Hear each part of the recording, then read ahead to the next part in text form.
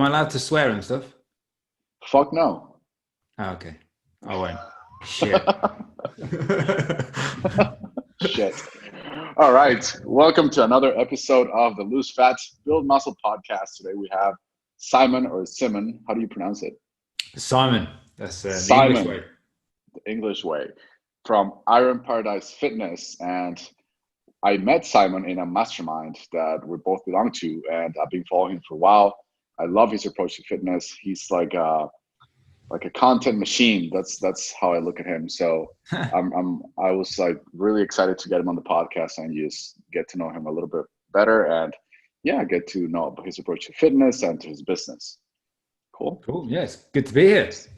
Awesome, dude. I'm excited. So Yeah, man. did I miss anything from the No, introduction? no. I think What else would you like to say? I'll give you a little bit of an introduction to who I am and that sort of stuff if your listeners will find that interesting. So as you might have guessed from the accent, I'm from the UK, and the main thing that I do with Iron Paradise Fitness is body transformations. So from general weight loss clients is kind of where most of my clients come from, but I also deal with various other different walks of life in terms of nutrition. So I've got like record breaking power lifters doing like their making weight things and stuff like that, through to body transformations and all sorts of team sports and things like that. So lots of stuff around nutrition and helping people lose weight, but also on the training side of things, helping people mainly like build muscle, feel confident in the gym and feel confident about themselves and that sort of thing as well. So yeah, body transformations and a little bit of other stuff around that. So that's kind of me. Dude, I love that. That was way better than what I said. Thank you. So, dude, I wanted to ask you, what's your background? Like, what'd you do before you like got 100% into fitness? Yeah, cool. So I was into fitness like in my, I'd say like early 20s, late teens, and went to the gym a lot and kind of just threw some weights around in multiple different directions, not really knowing what I was doing, and kind of stumbled on the fact that actually I couldn't achieve the body that I wanted. I wanted like to be like a cover model physique with pecs and biceps and abs, but I could never get it. So I ended up like ditching that, and I took up cycling, and I went from 92-ish kilos. I don't know what that is in pounds, but close to like what 190-ish pounds. That's like 202 or something like that. Yeah, and then I lost 20 kilos. So I lost like 45 pounds by doing cycling for about 5 years. And I got to like a national level of cycling. And then while I was doing that, I ended up breaking a hip. So I had a cycling accident, broke a hip, and I've never ridden a bike since. And that was about 5 years ago. And so part of the recovery process of recovering from that injury was all about strength in the gym, building muscle strength in my right leg, which has been basically completely fucked. And then, so I went back to the gym. I got bitten by the bug again of training and things like that. And then that kind of snowballed into, right, okay, I want to make a career out of this. I want to help other people do this. And that's where it led to qualifications, studying to be a nutritionist, and all of that sort of stuff has come from there. So that's kind of where I've come from, a little bit of adversity and all that sort of stuff. And many listeners, I'm sure, like had issues with trying to achieve their goals like I did in my 20s. So I can totally relate to those people. Yeah, man. I'm sure the same happened to you, but every time I went to the gym, like right now, every time I go to the gym, I see people doing the same shit I was doing when I was just starting out. It's like, man, these people are wasting so much time. Like they just need to focus their energy like in the right things, and they'll get some amazing results. Yeah, I think like I was very guilty of, when I was, I'd say like in late teens, I used to work out in my dad's garage, or garage, as you say in the US. And he just had a bench and some dumbbells and some barbells, literally like covered in rust and cobwebs and stuff like that. I used to have pictures of Arnie on the wall and his workout programs. So I just followed every time like Flex magazine came out. I was like, oh yeah, shit, those supplements are brilliant. That guy's jacked. I must buy that. That's definitely why I'm not getting it. And then I follow all these programs, and it just wouldn't get the results, and I didn't really know what I was doing. So yeah, and you can kind of there's some actually in the gym I train at the moment, there's some almost like young kids that come in at the same time as I do to train. and you can kind of see that you don't really want to go over and give unsolicited advice because I'm not there working. I'm just training. But then you just think, oh, you wish you could take them under your wing and just say, come on, let's just tweak a few things here and sort this out, and you'd be much, much better. But it happens to everyone. I think sometimes it's a bit of a learning curve. You learn by doing, you learn by people around you, and learning from other people. I think that's a good way to do it. But yeah, there's certainly a lot of people making the same mistakes that you and I both did, I'm sure. Yeah. If you're one of those and you've been following a program, you've been working with a trainer, and if you've been doing that for over 3 months and you haven't seen some amazing results, then you should probably find something else, because it's clearly not working. That would be my advice if that's your case. Yeah. Dude, I saw your picture like when you were a cyclist, and like after you started lifting, it was like amazing, the difference. You got so much jacked, and you had like less body fat, a shit ton more muscle. Was that sparked like after you broke your hip? Yeah, so I think a little bit was to do with muscle memory. So muscle memory is a thing where I guess like the simple part of it with when you're building muscle, you're basically your muscles are obviously growing and things like that, and there's a process happens at a cellular level, and when you stop training, that process doesn't completely disappear. It kind of just lies a little bit dormant. So then when you come back to train months or years later, it can make that process of building muscle quicker. So for me, it took me about 9 months to a year to get to a decent level of muscle. And that was kickstarted obviously by breaking a hip, getting back into the gym. And my body just responded really, really well to that training stimulus that it had like those 5 years prior. And then it was a case of just building on that. And literally, I think like the transformation pictures that I put up of myself on like my website and stuff, you'll see me, okay, there's one after a year and there's one after 2 years. So it's not like a hugely quick process to get there. There's still, a lot of time and effort and consistency in that process.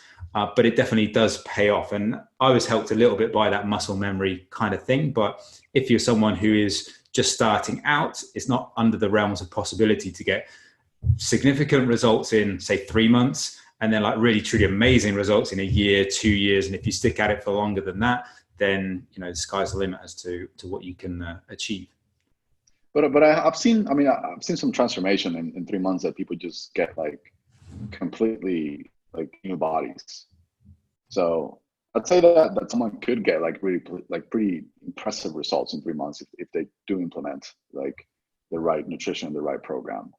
Wouldn't you agree? Or yeah, I think obviously it depends on where the person's starting from. So if they're, if you've got a fairly, say, like large-ish person, obviously body fat comes off quicker than muscle goes on.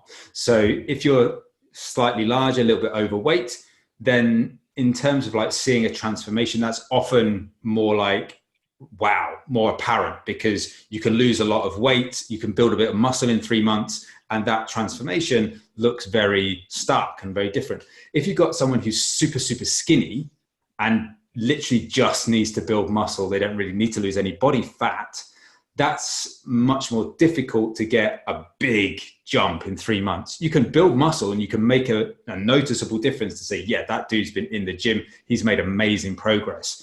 In terms of like the transformation pictures that get bandied around a lot, I think that, it all depends where someone starts, and, lots of people start in different places and different things going on in their lives. And, fitness comes on a priority list of different things.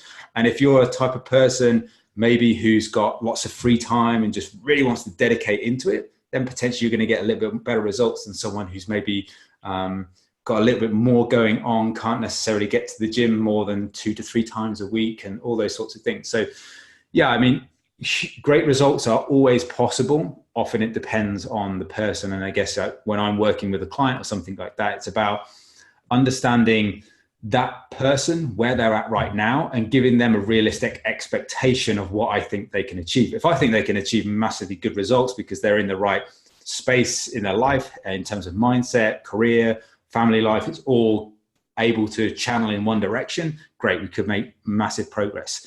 If they've got just shitload of stuff going on and, of the different factors that could implement it, then maybe you just have to temper it a little bit. But yeah, great results are always possible in a short period of time.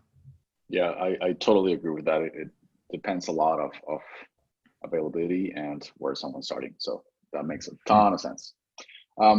One thing I'm really curious about is what's your background work-wise? Because I know you didn't do this, this is not your career of choice or the thing you started with. You had a job before, right?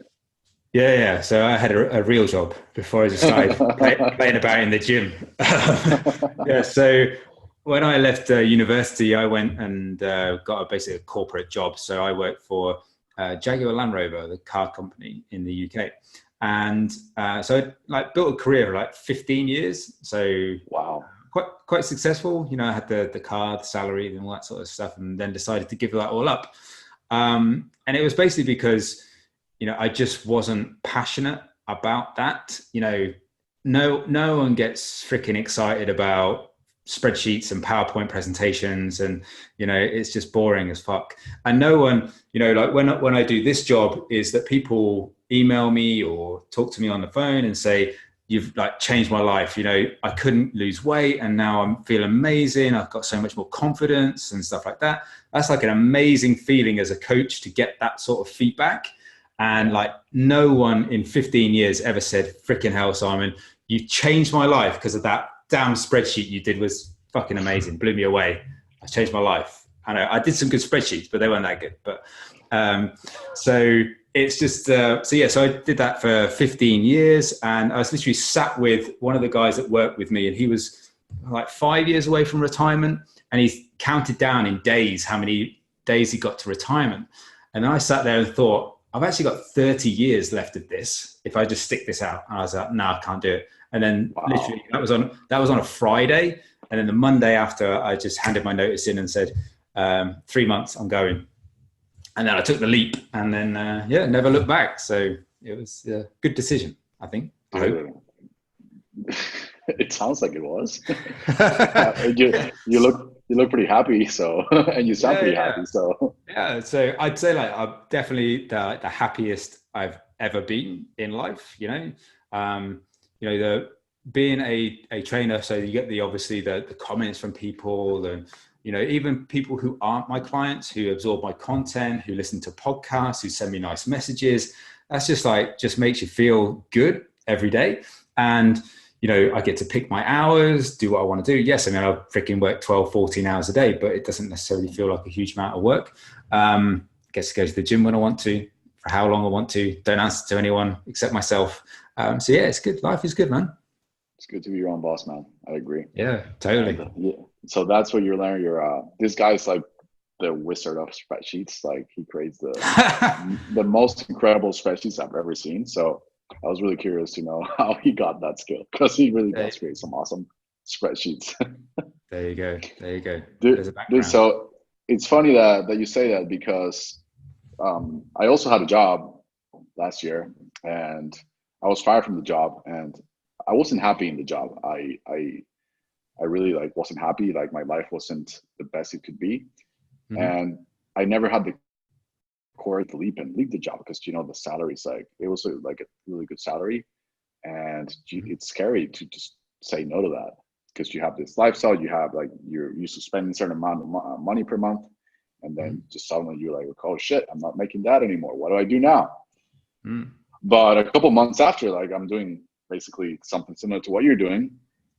I'm the happiest I've ever been in my life. So I realized that first, it's not before you make good money, you think it's about the money. But once you reach that level, then you realize it's not the only thing that matters.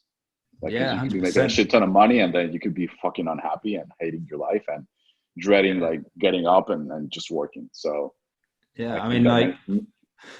for me, overnight I took a 60% pay cut. So that was fuck.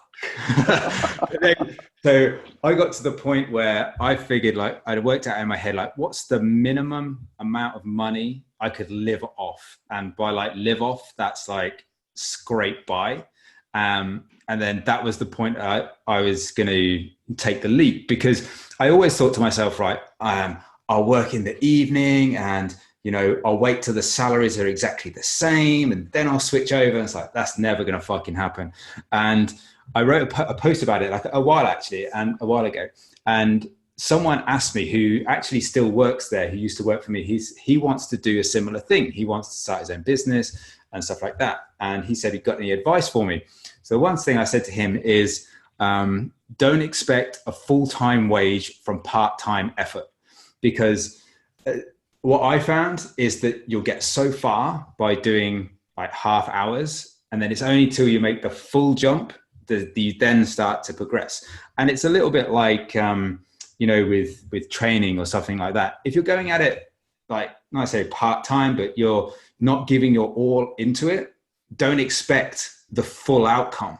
Don't expect like the absolute most amount of muscle you could possibly build if you're only putting in half of the effort.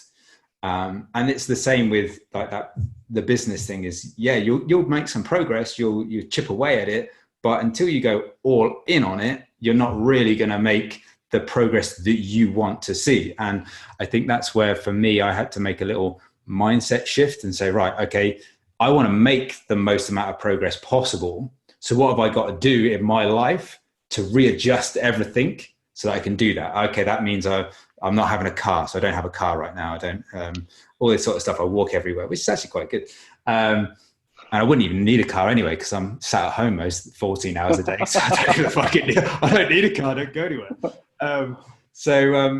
It's that sort of thing. And, you know, not everybody can do that with their life. Not everyone has the freedom to do that with life, with families and things like that. But there are small changes that you might be able to make. So if people are listening and they want to like change something so that they can make fitness a little bit more of a priority, you don't necessarily have to make big wholesale changes like quit your job like I did or whatever, but you can make small changes. Okay, how can I make fitness creep up the priority order? How can I, you know, say, okay, right, this isn't so important to me. Maybe it's like, what I tell my clients is, you've got like four burners on a cooker. One is family, one is friends, one is health, one is career. And you've only got so much gas to fuel those four burners. Now, if you want to turn one up, you've got to turn one down. You don't necessarily have to turn it off. So it might be to say, well, I'm still going to socialize with my friends, but maybe I'm not going to do it so much. Maybe I'm not going to go out 3 times every week with all my friends and go drinking. Maybe I turn that down so I can put more energy into health, fitness, and stuff like that. And I think like there's some author who's kind of written this whole 4 burner thing. And he says, if you want to be great, you have to turn one thing down to go all in on one. And if you want to be like freaking amazing, you turn 2 things down. So it's about figuring out that in your own life. So if you want fitness to go up, probably got to make some sacrifices somewhere else, and figuring out what that is very individual, but highly recommend doing it. Yeah, I love the 4 burners analogy. I also read it somewhere. I don't remember who wrote it, but yeah. I love it. It just I'll claim it until you figure out who. There you go. But yeah, man, it's very, very real. So that's why I like it so much. Yeah, dude. So I also wanted to ask you, how do you, and I think this question might help more probably online coaches. How do you, because you clearly made a lot of, when did you start this business? So I started like playing around with blogs and stuff, not really actually clients, in 2015. Okay. But I only really started doing like properly trying to push in 2017. So when was it that you took the leap from leaving your job to doing this? 2018, May 2018. Okay, so it's been a little over a year and a half, yeah. Yeah, and I mean, you've clearly made some great achievements in 1 year, and I know many coaches that struggle. They could do it for a year and they're still struggling. So what has been the thing that has had the most impact in your business? Yeah, I mean, there's lots of things, I would say. So one is, I think that you've got to be good at what you do. If you can't get someone a result, there's no point. You can promote yourself till the cows come home. If you can't get someone a result, you'll just die on your ass. So make sure that you have the ability and the skill to get someone a result. So if you are going into fat loss, body transformations, building muscle, powerlifting, coaching, whatever it sort of area of fitness you're going into, make sure you can get someone a result and you're genuinely good at it. And if that means that you have to spend time learning more or investing in your education, then go do that. In terms of actually trying to build the business side of things, one thing I always tell, I get like, on my podcast, I get sort of entry-level PTs, new to the industry, come and listen to the show and understand about nutrition and training and stuff like that. And sometimes they message me and ask me for advice for getting online. So one of the things that I kind of always tell them is that you have to have a mindset shift from, like, in the online space, you're not necessarily like, it's not like taking an in-person business and just doing it on Instagram. It's two completely different businesses, in my view. Some people may disagree, but I think that if you want to actually be successful, you've got to realize that, okay, this online business it's about more than coaching. You've got to be a great coach first, but it's about more than that. So it's about you've got to be good at marketing. You've got to be good on video. You've got to be good copywriter. You've got to be able to write an article. You might even have to be able to build a website. All of these different sorts of things, you've got to create some skills that you can't have, because in the online space, if you can't communicate with someone and you can't grab their attention, they'll skip right by everything you do. So whether that is in how you talk on an Instagram story, or how you put yourself across on a podcast, or how you create a graphic, or whatever it is that you're doing, piece of writing maybe, you've got to grab attention, because we're all sitting there on our phones scrolling through as fast as possible. You've got to give someone a reason to stop and say, oh, what the fuck's that? I'll go and have a look at that. That's interesting. So you've got to figure that bit out, I think. And the way I started was that I didn't have any visions of, I want to get X amount of money by this month, that the other month, and stuff like that. All I started was with, I'm just going to post stuff that I think answers people's questions. The most burning questions that people have got, I'm just going to answer that. And then, people will be attracted to the fact that you are answering questions. And what I put together was, in my marketing days back in corporate world, is that, I would look at things when I was, back in my day. So I used to manage classic car parts for Jaguar. And that was all about marketing and stuff like that. So, you built up a lot of knowledge from doing that. Now, the way I would look at marketing is that you have to create your world, your little part of the internet, what exists on your world, what happens there, what are things there for people to look out, to come and see, and things like that. What do you do? Okay, so I have a podcast, and if you come into my little world on the internet, you can see a podcast, you can see Instagram, you can get articles, you can go on YouTube. You've got to then have a gravity to that world. So what's going to keep people in your space and not drift off to somebody else's world? So you've got to give people a reason to keep coming back, and that's through value. And so you might say, okay, I've got this podcast, and okay, great. Someone's come into your space and had a look around. If it's shit, they're going to fuck off somewhere else. So you've got to have really good reasons to keep pulling people back into your world and attracting new ones. And that comes from, so building out this world, how it exists, understanding what it is your potential audience wants from you, and then giving them that. And then being consistent with that, I think is key. So they would be like, I would call that like a passive way of building your audience and building your online business. So you're developing those things, and that's more like, here's some stuff, get some value, and at some point you'll maybe come to me and talk to me about coaching. Here's what I do, take it or leave it or whatever. It's kind of a passive way of doing it. You're not like reaching out and saying, right, come in and experience what I've got. and now let's start to work together. So I would always combine that passive approach with something active. Now, something active, things that I've done in the past would be like 5-day challenges are great. And again, like with anything I'm saying here, so if you're not a coach and you're listening to this and going, oh, this just sounds like marketing tactics, is that everything should just be underpinned by value. So whenever I do something, the first and foremost idea is, how does this help someone? It's not how do I get money out of someone? Okay, we've all got to put protein shakes in our bellies and food on the table, so there's money involved somewhere. So you might have like a 5-day challenge. So a 5-day challenge, you'd run about a specific topic. I've got one coming up 2nd of September, little plug. There you go.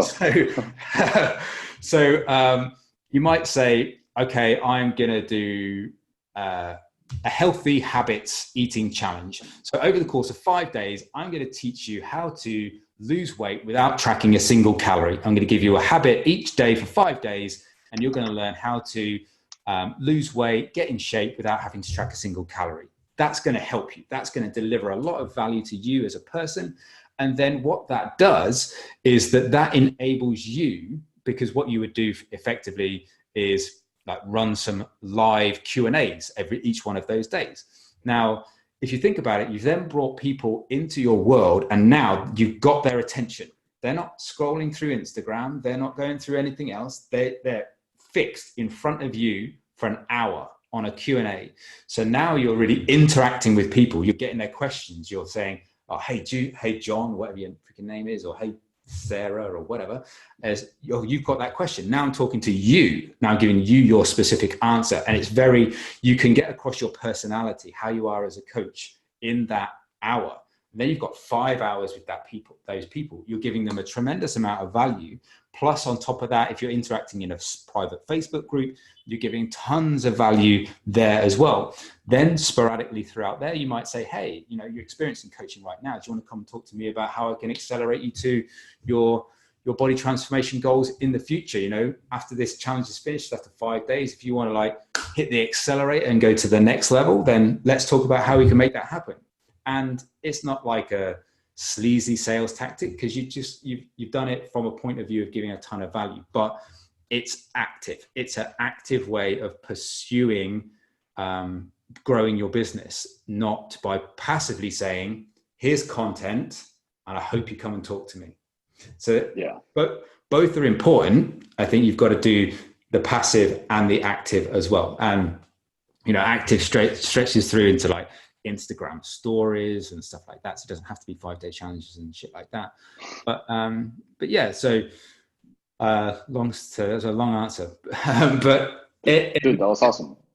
And then the only other thing I would say as well is you've got to try and make yourself an authority, because people gravitate to people who are an authority on a topic.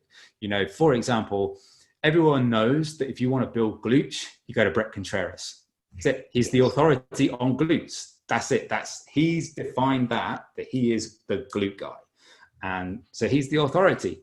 So you've got to create and be the authority figure for your audience. And for me, that was the podcast. So now the podcast for me, it's grown and grown and grown. As of today, we went top 20 in the UK for fitness. Dude, nice job. The Americans are letting me down, though. The Americans are letting me down. So make sure you listen in. So top 20 in the UK, top 50 in Canada, top 50 in Australia, 236 in the US. Come on, boys. Sort me out. If you're in the US, you got to subscribe and listen. Yeah, hook a brother up. So yeah, so for me, like the podcast is my authority piece of content. So it's now like this thing that really, once people find that piece of content, if they want an answer, they go to my podcast first. They treat it like Google. Has someone done a podcast on this, on creatine? Yeah. Okay, I'll listen to that. So, has he done one on, I got a question about creatine today. I got a question about pregnancy nutrition. I've done podcasts on all of these topics. So then they say, I just listened to your one on pregnancy nutrition. It was amazing. I've got this one question for you. Okay, cool. Thanks for listening. And then now, because all you're trying to do is you're trying to build conversations, because if you think about it, that's the only way you get clients in a gym, is you strike up a conversation with someone. So what you're trying to do in the online space is try to strike up as many conversations as you can. You don't expect, straight up clients from, hey, how are you? Oh, do you want to be my client? It's not like that. You foster that relationship. But, that authority piece of content, if you can get that, if you're freaking good on camera, go on YouTube and create the fucking most badass YouTube channel there is on fitness. And if you can find a niche within that. So for me, like podcasting is, I listened to a bunch of podcasts about fitness when I was, going through like learning, education, things like that. They're all fucking boring. They would all talk for an hour and a half, 2 hours about some horseshit topic and not give you any answers as to, you said the title was about how to build muscle in 6 steps or whatever. I said, I haven't heard the 6 steps and I haven't got a clue how to build muscle. So that was a shit podcast. So I thought, right, okay, if I think that, then tons of other people think that, even if it's like the best podcast in the world. So I thought, right, okay, what I'm going to do is I'm going to make short, sharp podcasts that get straight to the point. And that's why, so if you look at the messages that I get about my podcast, they're all basically saying that. I love how you just get straight to the point. You don't waffle around, just get straight to the answer. You just give the information that I can implement. Boom. Now, that's why the podcast grows off of word of mouth and things like that. So with all that other stuff, authority piece of content or authority piece of something that you do that you can start to get known for. Now, you don't have to be Brett Contreras. You got to temper it down. Like, I'm not freaking the Brett Contreras of podcasts, but not yet. Yeah, exactly. But to your audience, you are an authority figure. To the 4,500 people that follow me on Instagram, I am somewhat of an authority figure in the fitness space for them. And I think you always got to remember is that it's not like about followers and shit like that, because at the end of the day, you can make a very successful business of not very many people. You don't need a huge amount of people to make a successful business. You just need people to give a shit about what you do. And the way they give a shit about what you do is if you help them and if you're a fucking good dude or dudette. Yes. Yeah. They go from there. If you add value to their life, dude. Exactly. I love that. Yeah, I love that. And coming back to that point, I know people that have thousands and thousands and thousands of followers and they're not doing really good. So yeah, I think a lot of it is to do with, like high follower count is great. Obviously, more eyes on what you do is great. But if you don't know what to do with it, it's pointless. If you don't know how to run the mechanics of the business behind it, then it's just like window dressing for a shit shop. Yes, I love your analogies, man.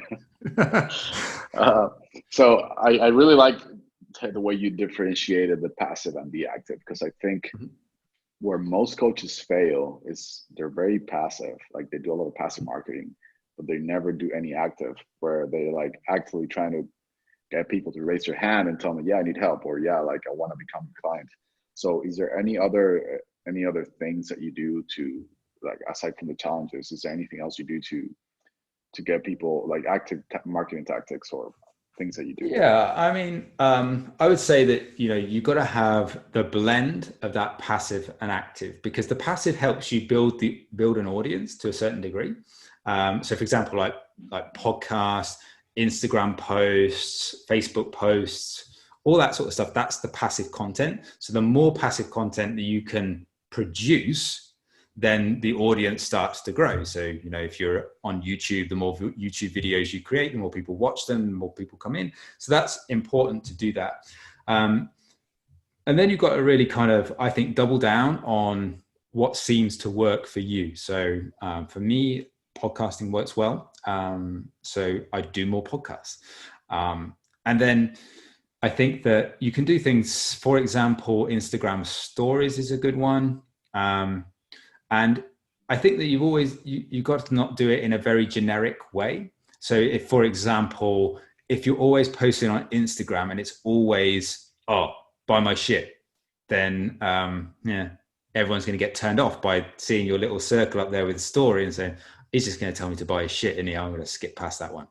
So, you've got to, mix up the content. You've got to keep it interesting. Again, like we talked about before, like the gravity, like why are people going to click like Julian's story button? Because he makes some funny videos of him dressed up as a woman in a leg press. That's real, by the way. So, but yeah, it's funny, and that's why you got to play to people's emotions. People want factual information, but they also want to be entertained. They want to laugh. They want to, they want to cry. They want to feel sad. They want to feel all these emotions. And if they can get that from your profile, because you're not freaking vanilla, you're, I don't know, freaking chocolate, whatever, pistachio, whatever your favorite ice cream flavor is. But if, the worst thing you can do is, go on a freaking Instagram story, hold up your phone and go, yeah, great. Calorie deficit's brilliant. And yeah, great. It's fucking boring. You got to realize that every coach, well, unless you're a guru knobhead, that's an English swear word. What's the word? Knobhead. Knobhead. Okay. I've heard it before, yes. So English slang for you. So unless you're like some sort of guru, there's thousands upon thousands of coaches saying calorie deficit. So how are you going to say calorie deficit differently to everybody else? And the way you do that is just your own personality. If me and you both sat in front of the same person separately, and we're asked to talk to that person about what's the best way to lose weight, we would both say the same things, but in a completely different way, because our personalities are different. We come from different countries, different cultures, things like that. So, what really is going to differentiate you in the marketplace is you as a person. So the more you kind of put you out into the space, is the more that people start to gravitate to you. And like a few examples of that, I mean, I talk about the most random fucking shit that you'll ever see. So I talk about my life on Tinder. I talk about freaking. How's that going, by the way? Not good, man. Not good. Tinder's a fucking dark place in the UK. It's dark. Yeah. So like literally, I talked about a woman who I'd matched with on Tinder, who turned out she was a professional dominatrix who had a sex dungeon. Now, is this real, bro? This is real. I wish if this wasn't public, I'd show you her profile to prove it. But yeah, so I said to her, like, what do you do for a living? So she said, oh, I'm an NLP practitioner, so like neural linguistic programming. So that's interesting. And she said, I'm also a personal trainer. I was like, okay, great. Oh, we've got something in common.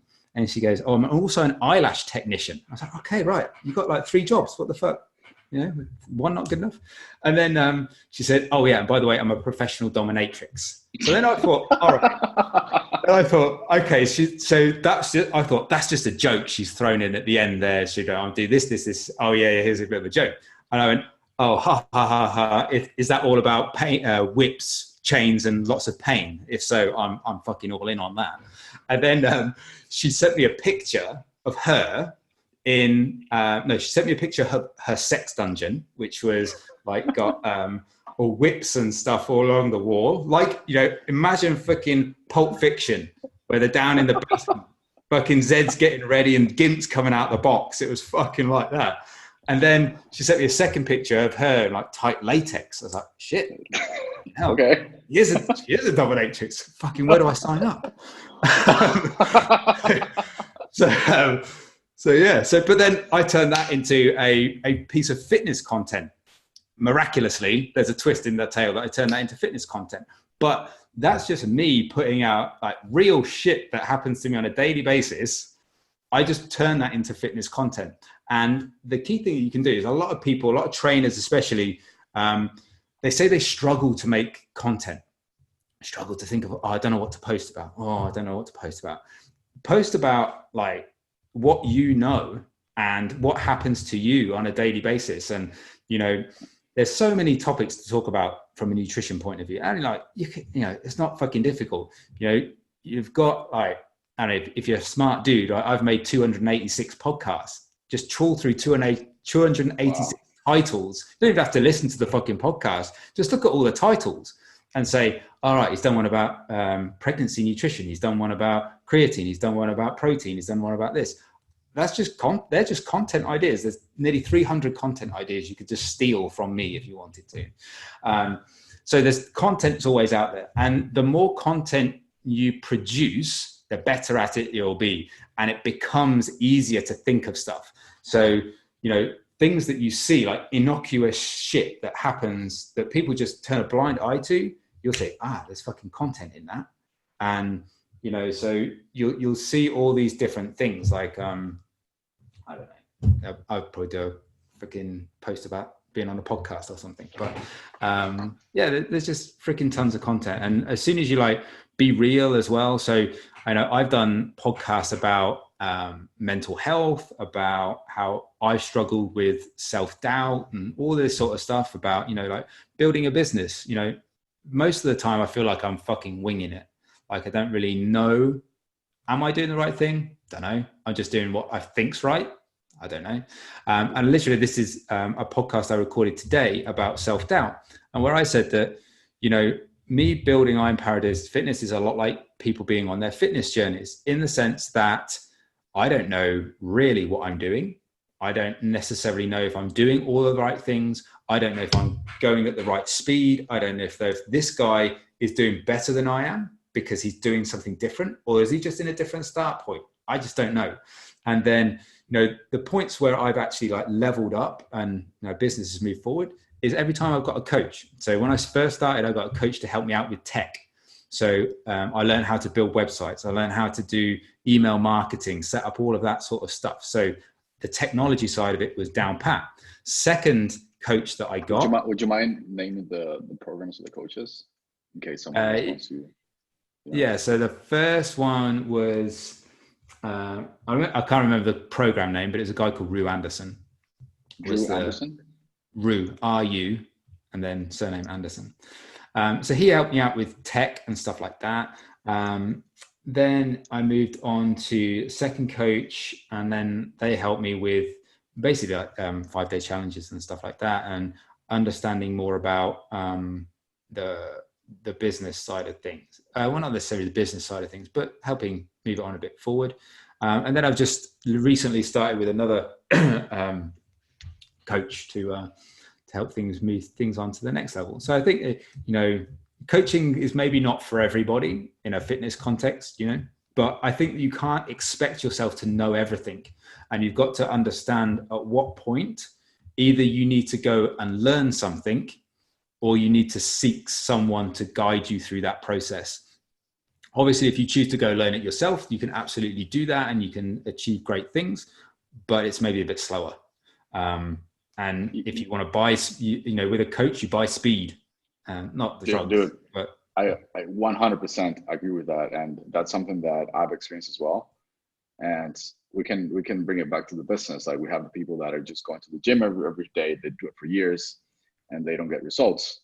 Well, the same thing can happen with your business. You can just go at it for years and years and years, but you're just going to be channeling your energy into the wrong things, and then you're not going to be getting results. Yeah. And my experience has been very similar to yours. I've worked with coaches, and every time I get a coach, it's just like things just, I don't want to say magically, but it feels like they magically get better. So, yeah, I think a good coach spots the gaps. So the guy I've literally started working with in the last week or so, the way kind of we talked about it was, I feel like I've got lots of the component parts to my business pretty well sorted, but I feel like I need some glue to knit it all together. And it's the same with people with fitness and nutrition. They might feel like, I feel like I'm doing the right thing in the gym. I feel like I'm pushing hard in the gym, and I've got the calorie deficit thing, but it's not maybe all quite the fine, well-oiled machine that it could be. So then the good coach comes in, looks at what you're doing, says, yeah, a bit less of that, a bit more of that. You scrap that, change that, pull that in. And you may not make a huge amount of changes, but it's enough to make the well-oiled machine start to run at a more optimum pace. And then, because everybody wants, wherever facet of life you're in, whether it's health, fitness, business, whatever, you want the results as fast as possible. No one ever starts out and go, you know what, I really want to make results as slow as possible. Brilliant, that would be. You always say you want as fast as possible. So, it's just about how you do that. And obviously in our business, you've got to do that in an ethical way. You can't just, rip people off, and, because a lot of people do go down that route where they just rip people off, and you don't want to do that. So, there's that. But how quickly can you get to your goals in an ethical way? And, I'm never shy of saying that I want to make money out of what I do, because the way I look at it is I don't want my business to be just like a small business that looks after a few clients. I want to help like thousands of people. And the only way I'm going to help thousands of people is if I grow. And so I have to invest in the right things to make the business move and that's going to be through money. So more clients, more money, I can grow the business, I can help more people, I can expand, I can do other things. And, so I think like coaches at the right point help you to just accelerate on to that next level. And yeah, like you said before, it's the same with, fitness and training, is that, you can get so far, then you need a little bit of a bump, a little help. And that might come from the right coach. And then that coach, you might get great results with them, and they might move on to the next one. I think, you learn things from different coaches. That's why I don't necessarily stick with one for forever and a day. I think you learn and kind of move around. Yeah, that makes a ton of sense. I've actually gotten some programs because you recommended the programs, and they've been like really good. I got the video mastery program. I'm going through it right now. It just like, it's so easy when someone tells you how to do it. And I could spend a year just figuring out how to do that stuff. But I just watch like a 2-minute video, and then, okay, this is easy to do. Which courses have been like the ones that you've enjoyed the most, or coaches or classes or whatever? The one I've enjoyed the most is a one for training, as in terms of like in the gym.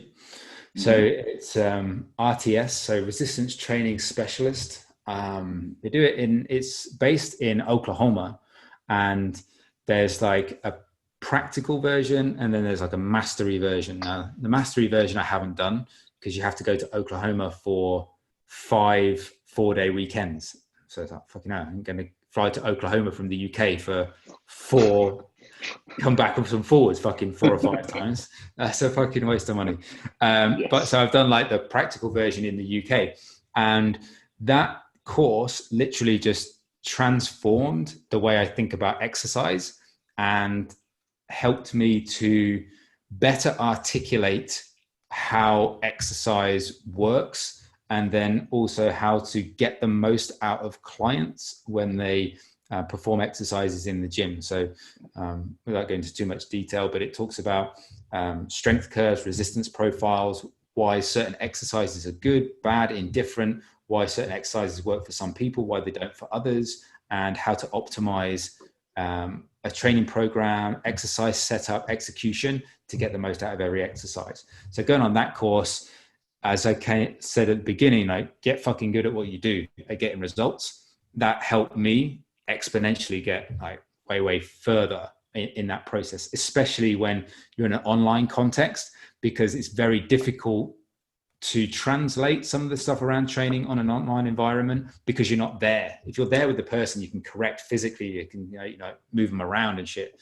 Whereas you're doing it online, you've got to be very precise with your instructions, and how you explain things has got to be very, very simple, easy to understand. So that course really helped with that. And then from a nutrition point of view, I did Mac Nutrition Uni. So it's like you become a MNU certified nutritionist with that. It's a year-long course.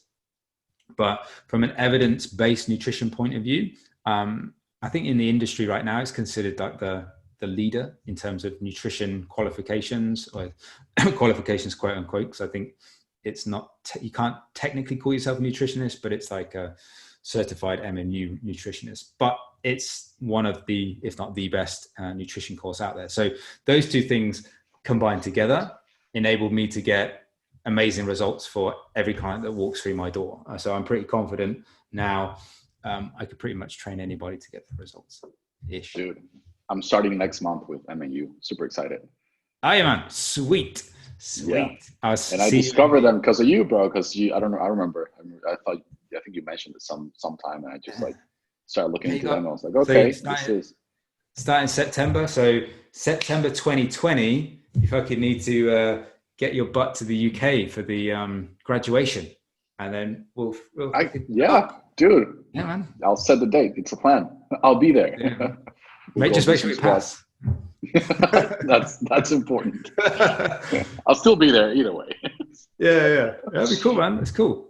Awesome. Yeah. Like it. All right, man. I really want to be respectful of your time. We've been almost at it for an hour. I want to ask you a couple of rapid fire questions. If that's cool. Yeah, go for it, man. Yeah. Cool.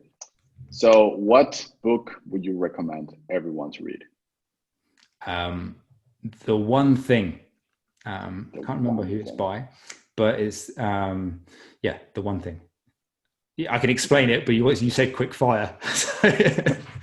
you can give like 2 lines, like just like okay. So basically, it's about defining what is the biggest the goal that you want to achieve, and then breaking that down into what is the one thing you can do each day and week and month that if you did nothing else but that one thing, that would make the most progress towards that goal.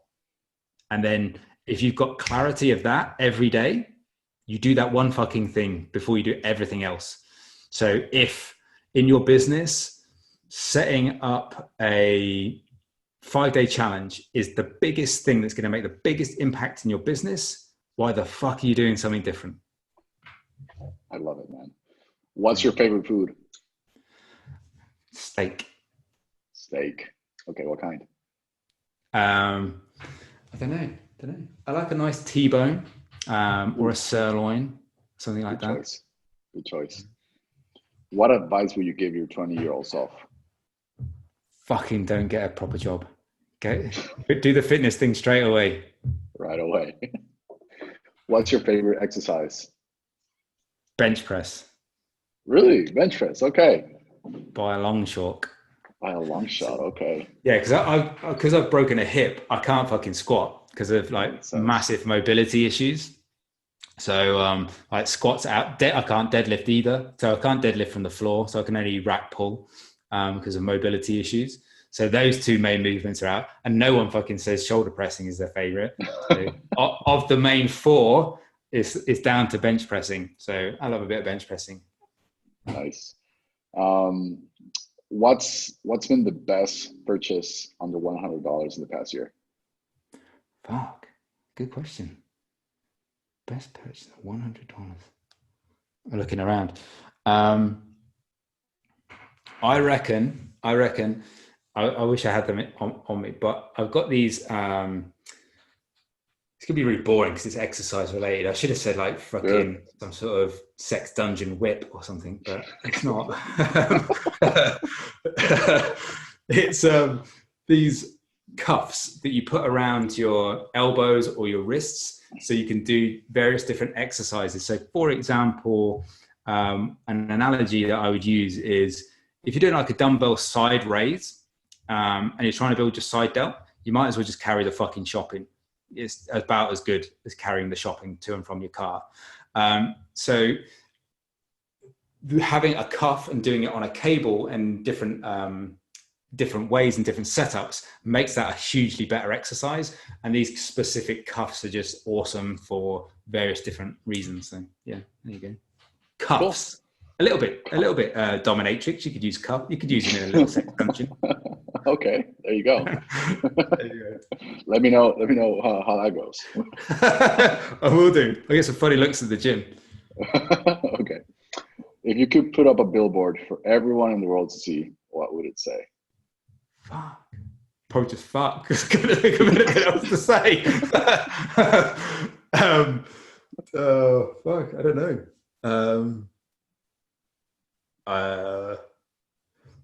Something about don't listen to fucking dickheads or something like that. Like like all your gurus and things like that, they're selling freaking alkaline water and shit like that. Fuck those. Don't listen to dickheads. Fuck those people. I love that advice. Don't listen to dickheads. Yeah. There you go. Dude, that's all I got for now. Sweet, man. I enjoyed it. Yeah, this is awesome. I had a great time, man. Yeah, me too, brother. Anyone listening is gonna learn a lot. So appreciate the time.